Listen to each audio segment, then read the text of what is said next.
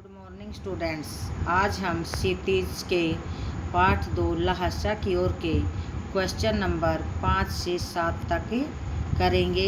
हमारा प्रश्न नंबर 5 है, अपनी यात्रा के दौरान लेखक को किन कठिनाइयों का सामना करना पड़ा। तो अपनी यात्रा के दौरान लेखक को कई प्रकार की कठिनाइयों का सामना करना पड़ा था। यह यात्रा लेखक ने सन 1929-30 में नेपाल के रास्ते से की थी और तब उन्होंने यह यात्रा एक भिखारी के वेश में की थी, क्योंकि उस समय तिब्बत यात्रा की अनुमति नहीं थी और वहां उनको दुर्गम रास्तों को पार करके जाना पड़ा था। वहां उन्हें डाकुओं का भय भी था और तिब्बत में जाकर उनको प्रचंड धूप को भी सहन करना पड़ा था।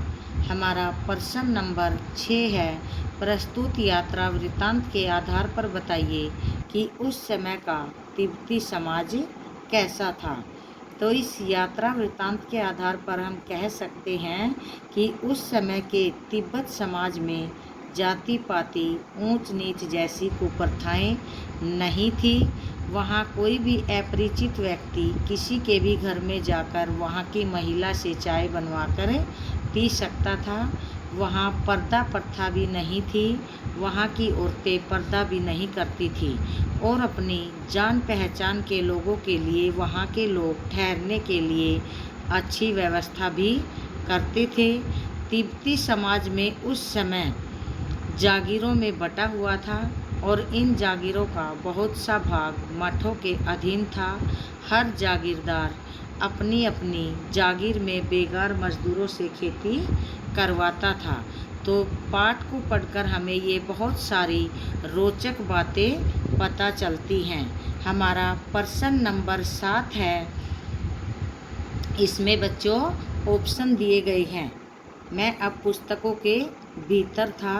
नीचे दिए गए विकल्पों में से कौन सा इस वाक्य का अर्थ बतलाता है।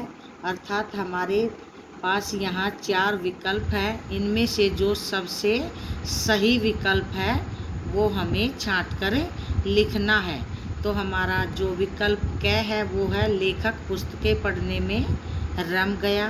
ख है, लेखक पुस्तकों की शेल्फ के भीतर चला गया। ग है, लेखक ने चारों ओर पुस्तकें ही पुस्तकें थी। और घ है, पुस्तक में लेखक का परिचय और चित्र छुपा था। तो बच्चों इसमें से जो सही विकल्प है वो है, लेखक पुस्तकें पढ़ने में रम गया। अर्थात मैं अब पुस्तकों के भीतर था। इस वाक्य का जो सही अर्थ है वो है, लेखक पुस्तकें पढ़ने में रम गया।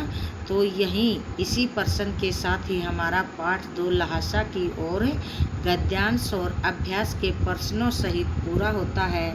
आगे फिर एक नए विषय के साथ हमें फिर मिलेंगे। धन्यवाद।